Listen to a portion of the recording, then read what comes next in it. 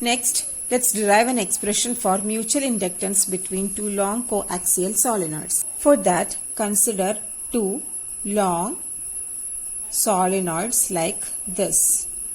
One bigger solenoid, and inside the bigger solenoid we have a smaller one. And the axis of both the solenoids are same, and also the length of the solenoids are same. So let the smaller coil be coil number 1, and let the bigger solenoid be 2. So let R1 be the radius of the smaller solenoid, and let N1 be the number of turns associated with the solenoid 1. And let R2 be the radius of the bigger solenoid, that means solenoid 2, and let N2 be the number of turns associated with the solenoid 2. And here we need to consider different cases. So first we can consider case 1. See, current I2 flows through coil 2. Okay, so current I2 flows through coil 2, due to which magnetic flux changes in coil 1. So this is the first case. Current I2 flows through the coil 2, and due to which a magnetic flux changes in coil 1. Obviously there will be a change in magnetic flux. Why? Because solenoid 1 and 2 lies very close to each other. So whenever the magnetic flux linked with the coil 2 changes, the magnetic flux associated with the coil 1 also changes. Whenever current flowing through the solenoid 2 changes, magnetic flux linked with the solenoid 1 also changes. So here we are considering the case where current is flowing through solenoid 2, due to which the magnetic flux associated with the coil 1 changes. Okay, so we can write like this: the total flux associated with the coil 1, it will be N1 phi1. N1 means the number of turns. So if phi1 is the magnetic flux associated with a single turn, then what will be the total magnetic flux associated with the N1 number of turns? It will be N1 phi1. So the total flux associated with the coil 1, it is, or solenoid 1, is N1 phi1, and it is proportional to the current I2. That means current flowing through the solenoid 2. And this proportionality symbol can be removed by adding a constant, and that constant is M I2. And to be more specific, we can say this constant M is M12. M12 is mutual inductance of coil 1 with respect to 2. Okay, so here current is flowing through solenoid 2. So solenoid 2 will be self-induced and solenoid 1 will be mutually induced. And here we get an expression for mutual inductance of solenoid 1 with respect to solenoid 2. Okay, then magnetic field due to I2, that means the current flowing in solenoid 2 is, what is the expression for magnetic field due to a solenoid? It is B equal to mu 0. It is B equal to mu 0 N I. Okay, and what is small n? Small n is capital N by L, that means number of turns per unit length into I. And in this case,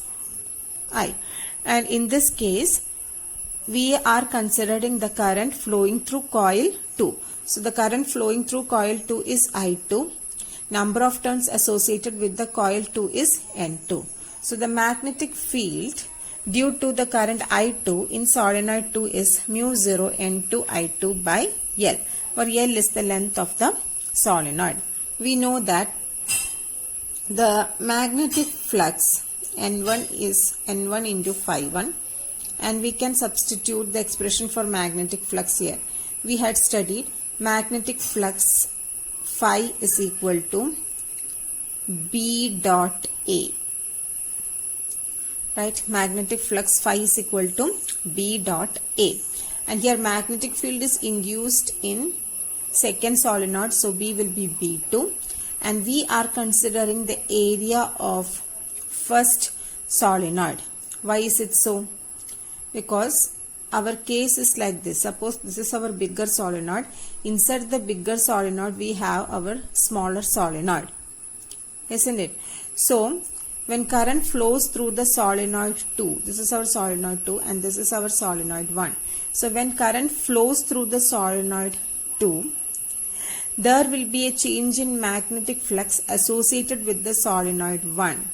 So we are concerned with the magnetic flux, or we are concerned with the change in magnetic flux of solenoid 1. And we had already found that the magnetic flux phi is equal to B2 dot A1, and since the magnetic field and the area vector are parallel to each other in this case, the angle between them is 0. So the magnetic flux phi m is equal to B2 A1 cos 0, that is B2 A1. So the total magnetic flux linked with the coil 1 can be written as B2 A1. So here N1 phi 1 is equal to N1 into B2 into A1. Now equal to N1 into, what is B2? Magnetic field in coil or solenoid 2 due to the current. So what is the expression for B2? This is B2. Mu 0 N2 I2 by L. So substitute mu 0 N2 I2 by L. Then here what is left? A1 into A1. Okay. Equal to,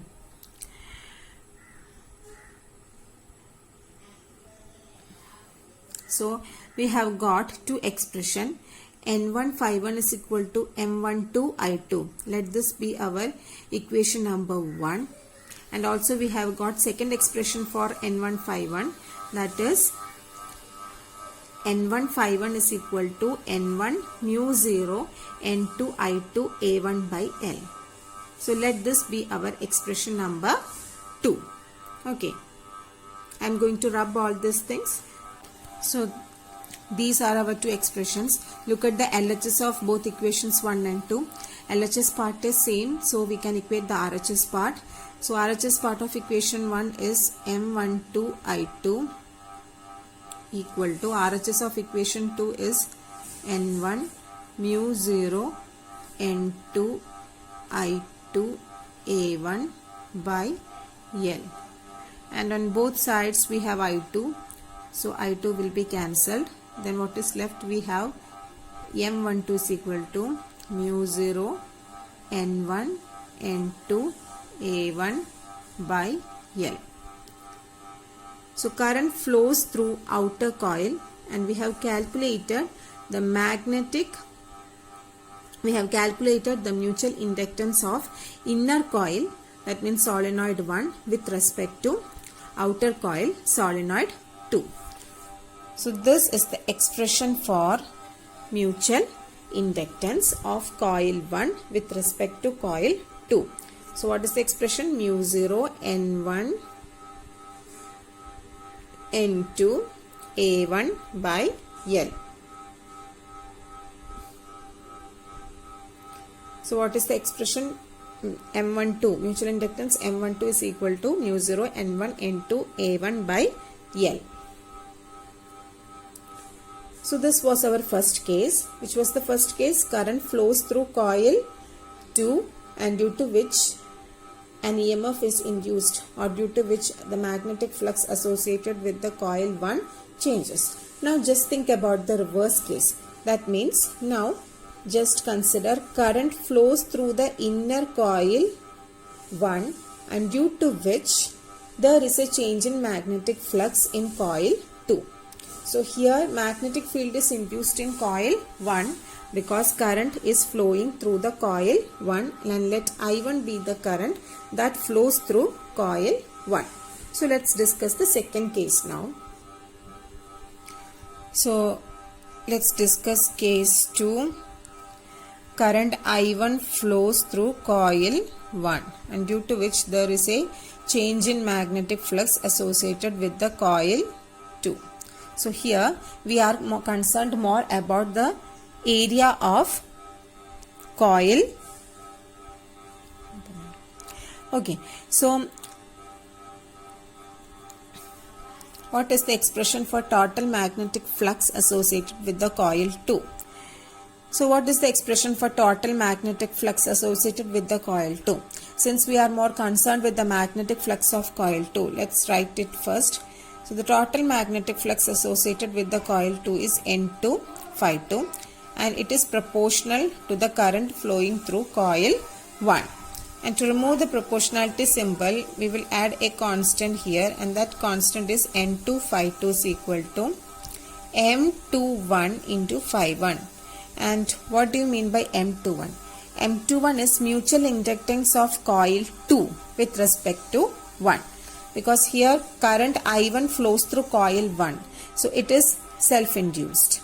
At the same time, coil 2 or solenoid 2 is mutually induced. Okay, so we are finding out mutual inductance of coil 2 with respect to coil 1. Then also we have another expression for total flux. So the total flux N2 phi 2 can also be written as in terms of magnetic field B and A.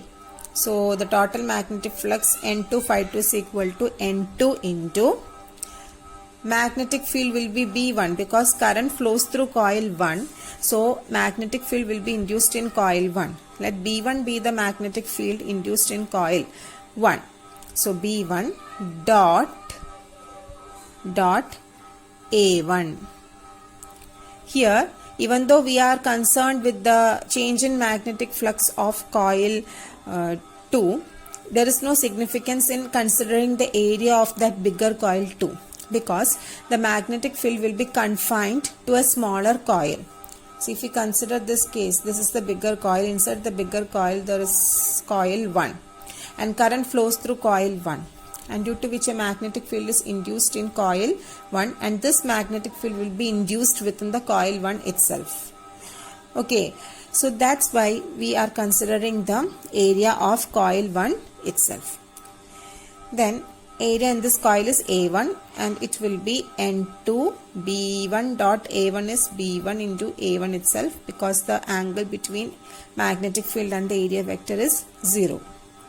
So cos 0 will be 1. Now substitute the expression for B1 here, equal to N2 into B1 means magnetic field due to solenoid, and what is the expression for that? It is mu 0 into total number of turns, that is N1 by L into A1 into, that is the,